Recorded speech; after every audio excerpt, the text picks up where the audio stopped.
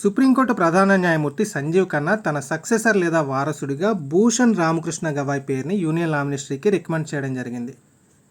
ఈ సంజీవ్ ఖన్నా ఎప్పుడు retire అవుతారంటే 13th May 2025 retire అవుతారు. ఈయన సుప్రీంకోర్టుకి ఎన్నవ ప్రధాన న్యాయమూర్తి అంటే 51వ ప్రధాన న్యాయమూర్తి.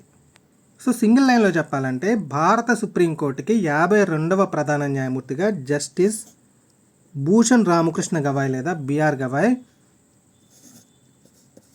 14th May 2025 ప్రమాణ స్వీకారం చేయబోతున్నారు. ఈయన అమరావతికి చెందిన వ్యక్తి.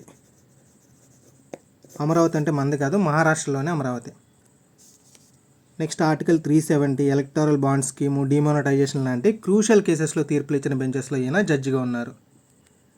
వీటన్నిటికంటే most important and expected point ఏంటంటే he will be only the second Dalit to hold the chief justice post.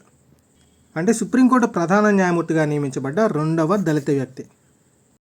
మరి రెండవ అంటున్నామంటే ఆబ్వియస్లీ ఫస్ట్ దళిత్ పర్సన్ గురించి కూడా అడిగే అవకాశం ఉంది కదా. సో సుప్రీంకోర్టు ప్రధాన న్యాయమూర్తిగా నియమించబడ్డ మొట్టమొదటి దళిత వ్యక్తి ఎవరంటే జస్టిస్ కేజీ బాలకృష్ణన్.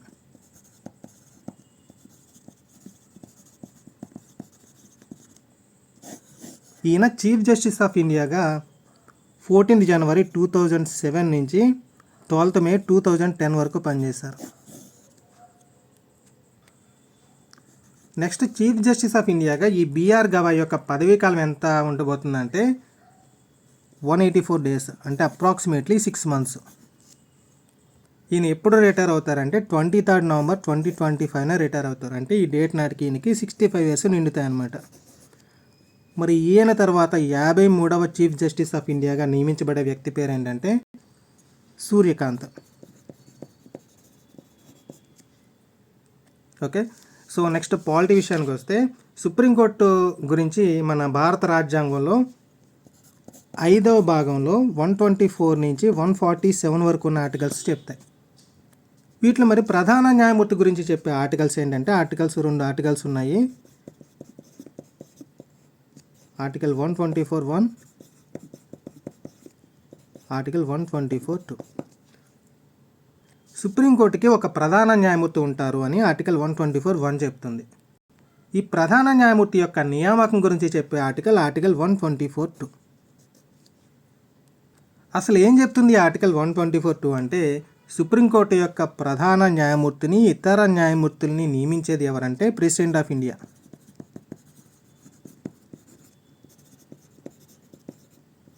అంటే భారత రాష్ట్రపతి నియమిస్తారు అని చెప్తుంది.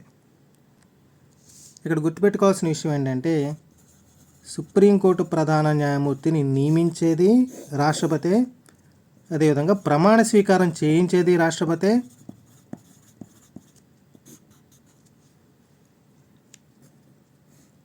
అలానే అభిశంసన తీర్మానం ద్వారా తొలగించేది కూడా రాష్ట్రపతి. ఓకే, సో ఇక్కడ నియమించేది, ప్రమాణ స్వీకారం ఎవరి ఆధ్వర్యంలో జరుగుతుంది అనే దానికి ఆన్సరు. నెక్స్ట్ అదేవిధంగా అభిశంసన తీర్మానం ద్వారా తొలగించేది అనే దానికి ఆన్సర్ కూడా ప్రెసిడెంట్ ఆఫ్ ఇండియా లేదా రాష్ట్రపతి. కాకపోతే ఇక్కడ సెలక్షన్ ప్రాసెస్ మొత్తం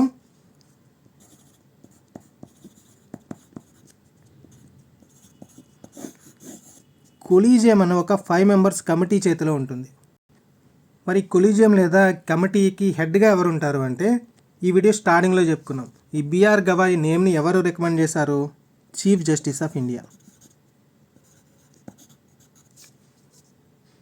సో ప్రస్తుతం చీఫ్ జస్టిస్ ఆఫ్ ఇండియా లేదా సుప్రీంకోర్టు ప్రధాన న్యాయమూర్తి ఎవరైతే ఉన్నారో ఆయన ఈ కొలీజియంకి అధ్యక్షుడిగా ఉంటారు. ఈ సీజీఐ కాకుండా ఇంకొక 4 judges మెంబర్స్గా ఉంటారు.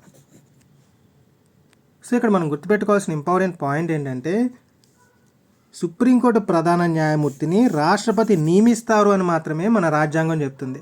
సెలక్షన్ ప్రాసెస్ గురించి, నియామక ప్రక్రియ గురించి, అంటే నియామక ప్రక్రియ ఏ విధంగా జరగాలనే దాని గురించి రాజ్యాంగం ఏం చెప్పలేదు. సో రాజ్యాంగం చెప్పని విషయాల గురించి మన వ్యవస్థలే సర్టెన్ ప్రాసెస్ని ఏర్పాటు చేసుకుంటాయి. దాన్ని మనం కన్వెన్షన్ లేదా సంప్రదాయం అంటాం. సో ఇక్కడ సంప్రదాయం ఏంటంటే రిటైర్ అవ్వబోతున్న ప్రధాన న్యాయమూర్తి ఎవరైతే ఉన్నారో ఆయన ఆ టైంకి, అంటే ఈయన రిటైర్ అవ్వబోయే టైంకి ఉన్న సీనియర్ మోస్ట్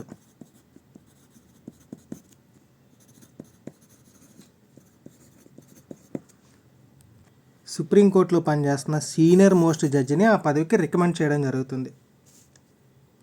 మన ప్రజెంట్ ఎగ్జాంపుల్ తీసుకుంటే ప్రస్తుత సీజీఐ అయిన సంజీవ్ ఖన్నా 65 ఇయర్స్కి రిటైర్ అవుతున్నారు. ఈయన తర్వాత మోస్ట్ సీనియర్ జడ్జి అయిన బిఆర్ గవాయ్ని తన సక్సెసర్గా రికమెండ్ చేశారు. మరి రికమెండేషన్ అనేది ఎవరికి చేస్తారు అంటే union law మినిస్ట్రీకి.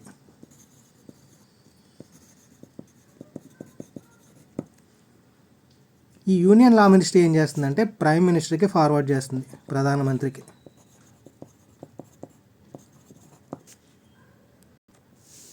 So prime minister then advises the president of India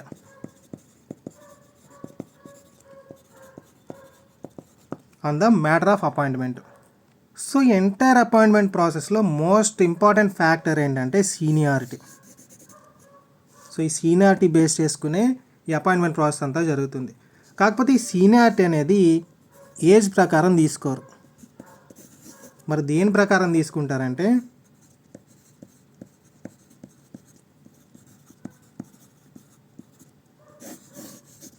సుప్రీంకోర్టులో ఎన్ని సంవత్సరాలు జడ్జిగా పనిచేశారన్న దాన్ని బేస్ చేసుకుని ఈ సీనియారిటీని కన్సిడర్ చేయడం జరుగుతుంది. సో ఇక్కడ మనకు ఒక డౌట్ వస్తుంది, మరి ఇద్దరు similar number of years work చేశారనుకోండి, అప్పుడు పరిస్థితి ఏంటని చెప్పి. సో ఫర్ ఎగ్జాంపుల్ 2007లో తీసుకుంటే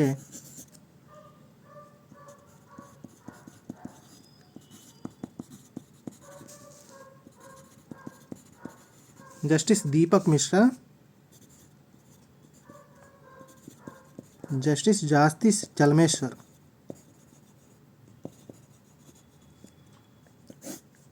దీపక్ మిశ్రా అండ్ జాస్టిస్ చలమేశ్వర్ వీళ్ళిద్దరికి కూడా సేమ్ ఎక్స్పీరియన్స్ ఉంది, ఒకే రోజు ప్రమాణ స్వీకారం చేశారు. ఇంకా ఈ జాస్టిస్ చలమేశ్వర్కి ఒక అడ్వాంటేజ్ ఉంది, ఏంటంటే దీపక్ మిశ్రా కంటే 4 months ఎల్డర్ ఈయన.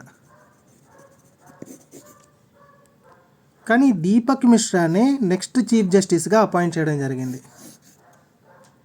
ఎందుకంటే ఈ చలమేశ్వర్ దీపక్ మిశ్రా వీళ్ళిద్దరిలోనూ దీపక్ మిశ్రానే ముందుగా ప్రమాణ స్వీకారం చేశారు కాబట్టి. సో ఈయన్ని ఇక్కడ సీనియర్గా కన్సిడర్ చేయడం జరిగింది. సో ఈ ఇన్సిడెంట్ ద్వారా మనం అర్థం చేసుకోవాల్సిన విషయం ఏంటంటే ఇద్దరు జడ్జెస్కి సేమ్ నెంబర్ ఆఫ్ ఎక్స్పీరియన్స్ ఉన్నప్పుడు, సేమ్ ఇయర్స్ ఆఫ్ ఎక్స్పీరియన్స్ ఉన్నప్పుడు అదర్ ఫ్యాక్టర్స్ని కన్సిడర్ చేయడం జరుగుతుంది. ఇద్దరిలో ఎవరు ఫస్ట్ ప్రమాణ స్వీకారం చేశారని దాన్ని తీసుకుంటారు, లేదంటే ఇక్కడ సుప్రీంకోర్టులో అపాయింట్ అవ్వడానికి ముందు హైకోర్టులో వర్క్ చేస్తారు కదా, ఆ హైకోర్టు ఎక్స్పీరియన్స్ని కూడా కన్సిడర్ చేస్తారు.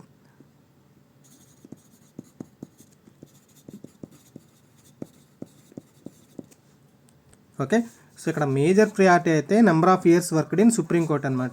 ఓకే, సో అది కానీ మిస్ అయితే కనుక, అంటే ఈ విషయంలో ఇద్దరు జడ్జెస్ సేమ్ ఉన్నప్పుడు మాత్రమే రిమైనింగ్ క్రైటీరియాని వాళ్ళు ఫాలో అవడం జరుగుతుంది. ఓకే, సో ఎంటైర్ ఎపిసోడ్లో మనం అర్థం చేసుకోవాల్సిన విషయం ఏంటంటే ఈ ప్రధాన న్యాయమూర్తి ఎంపికలో కేంద్ర ప్రభుత్వం పాత్ర పెద్దగా ఉండదు. జస్ట్ ఈ యూనియన్ లా మినిస్టరు అవుట్ గోయింగ్ సీజీఐని రికమెండ్ చేయమని మాత్రమే అడుగుతారు. ఎంపిక మొత్తం ప్రస్తుత ప్రధాన న్యాయమూర్తి చేతిలోనే ఉంటుంది.